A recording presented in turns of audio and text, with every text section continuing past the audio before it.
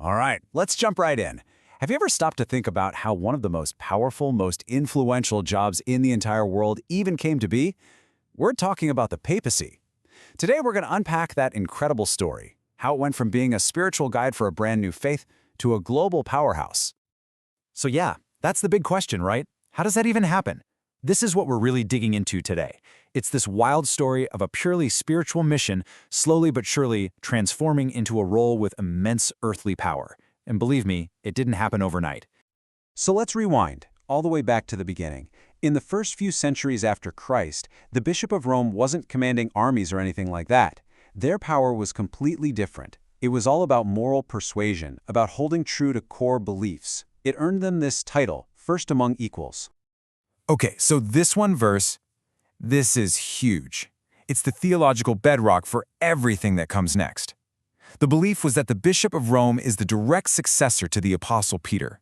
And because of that, he inherits this unique responsibility to guide the entire church. This idea is called papal primacy, and you really have to get this to understand the rest of the story. It's the foundation. But why Rome? Well, it wasn't just a spiritual thing. It was also super strategic. It was the capital of the Roman Empire, the center of everything. It was a massive hub for communication and influence. Then you add in the fact that it's where Peter and Paul were martyred, and you get this really potent mix of practical power and deep religious meaning. And as you can see here, this was not some overnight power grab. It was a slow burn, a steady evolution over centuries. You see early guys like Clement of Rome just acting as mediators, writing letters to sort out arguments. Fast forward a bit, and you have popes like Leo the Great, who are actually formally defining their authority and stepping in to solve major church and even political crises. Okay, now let's talk about a guy who is a real game changer, a pivotal figure in all of this. If the early church kind of laid the foundation, you could say that Pope Gregory the Great was the architect who drew up the blueprints for the powerful papacy we think of today. So what made Gregory so important? Well, he basically saw a power vacuum, and he filled it. The Western Roman Empire was a mess. It was crumbling.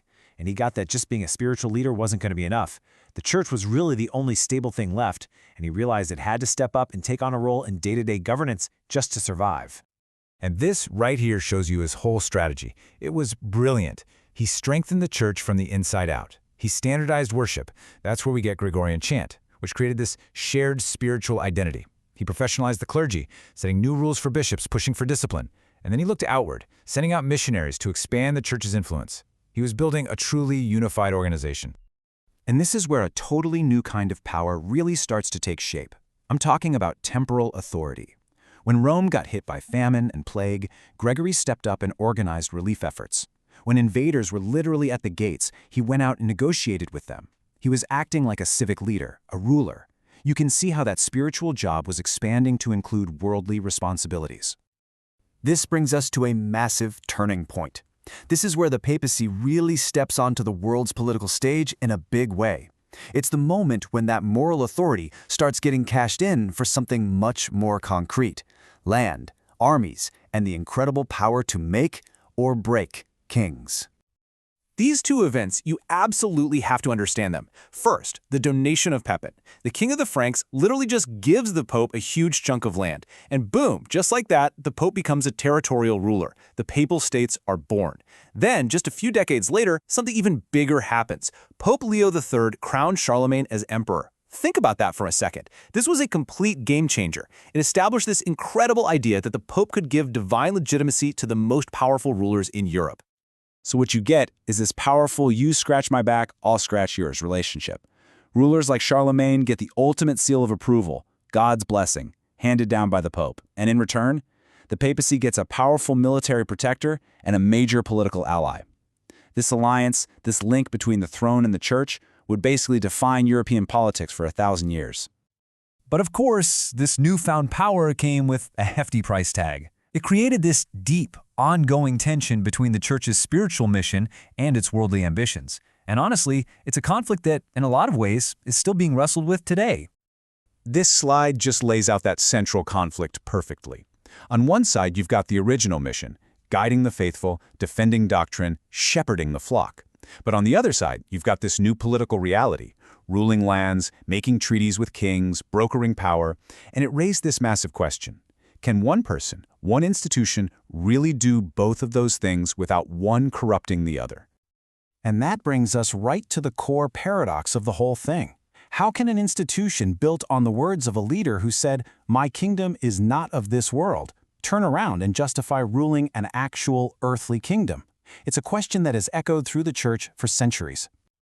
Yeah, the big takeaway here is that with great power comes great risk. The papacy got tangled up in wars and all sorts of political drama. Popes were sometimes used as pawns by rulers, and, sometimes the spiritual mission just had to take a back seat to protecting land or gaining a political advantage. That line between being a shepherd and being a king got really, really blurry.